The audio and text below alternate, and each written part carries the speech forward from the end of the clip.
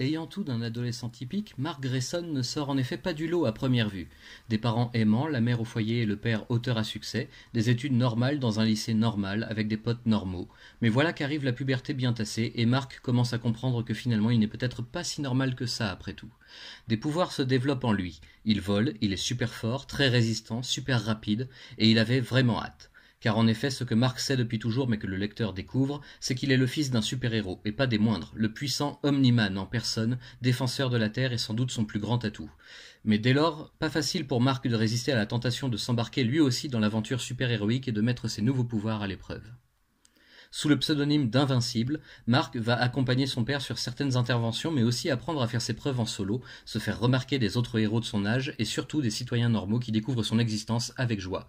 Succès auprès des filles, confiance en lui, super pouvoir, Mark semble désormais avoir toutes les clés en main pour réussir et briller aussi fort que son père, peut-être même davantage quand viendra son heure. Si seulement il n'y avait pas eu cette sombre affaire, les gardiens du globe, l'assemblée des plus grands héros du monde, ont été massacrés par un ennemi inconnu et impitoyable qui n'a pas fait dans la dentelle. L'enquête débute mal car il n'y a aucun vrai indice concernant le coupable, et bien entendu, impossible de réveiller les morts pour les faire parler.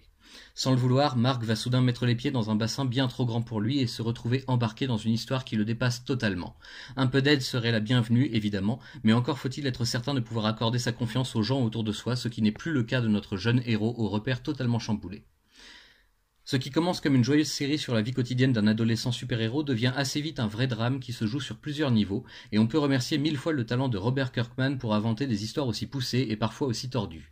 Invincible est un titre qui ne marchait pas très bien à ses débuts, et comme nous l'explique l'auteur en personne dans la postface, il aura fallu attendre quelques numéros pour qu'enfin le bon dessinateur vienne relever le niveau et remettre le projet sur les rails. Merci donc aussi à Ryan Otley et à Cory Walker pour ces idées qui furent le terreau fertile duquel tout est parti. Delcourt a donc décidé de nous ressortir cette série dans un format plus dense et luxueux, une intégrale rassemblant les 2 premiers tomes normaux et une quantité affolante de bonus, croquis, couvertures et textes de l'auteur pour nous aider à y voir plus clair dans le procédé créatif. Par rapport à l'édition américaine, on y gagne un format de meilleure facture mais avec le même souci du détail et du travail bien fait. Honnêtement, je ne pense pas que j'aurais sauté le pas avec l'édition régulière, mais cette nouvelle parution en 12 intégrales est une opportunité à saisir au vol sans hésiter.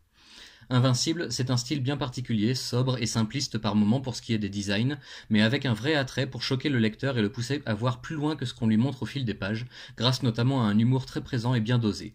Je suis totalement séduit par la lecture de ce premier double tome et je suis totalement client pour la suite quand elle paraîtra. J'espère que vous ferez de même si vous en avez l'occasion. C'est une série facile à comprendre et rapide à lire, qui devrait convaincre même les plus récalcitrants devant la taille du bouquin.